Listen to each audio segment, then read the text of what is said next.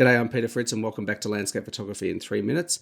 This is a series that I'm running in July with a tip every weekday to help you take better landscape photos. This episode, I'm going to share 4 tips with you to get better looking photographs in flat, dull light. And tip number 1 is this.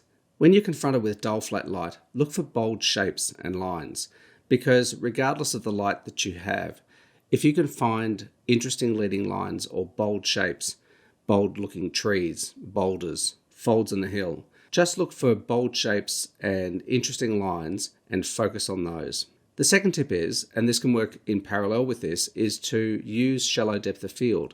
Focus on a specific subject that is either in the midground or even in the distance or the foreground and blur the rest of it out. You might have something very interesting like a gnarly branch or an interesting tree trunk or a root system, a gnarly tree on a hilltop. Get down low and blur out your foreground and focus on your subject in the midground or the background, or vice versa. Focus on something in your foreground, whether it's with a long lens or a wide lens, and just get that in focus and blur out your background.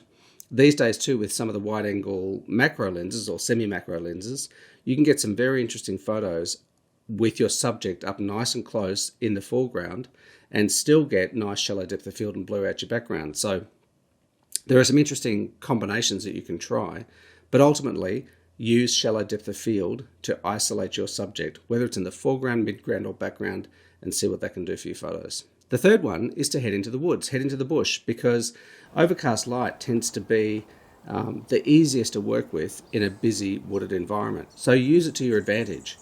Obviously it's nice to have soft morning directional light with fog and all that kind of stuff in a woodland environment, but that's something that you can't control, and it's going to happen far less frequently than overcast light. So when it's overcast, head into the bush, head into the woods, and see what you can discover there. And use the other 2 principles that I mentioned before. Look for bold shapes and lines, and use shallow depth of field to isolate your subject. But overcast, dull, flat light is really a godsend for woodland, bushland photography. It can make it a lot easier. And the last one is, if you're still not getting the results that you like, this is kind of a 2-stepper. One is convert your image to mono and then work with your contrast and your luminance and that sort of stuff, because an otherwise dull, boring image can suddenly become quite dramatic in black and white. And if you work with contrast and clarity and that sort of stuff in your image, you can get some pretty dramatic results.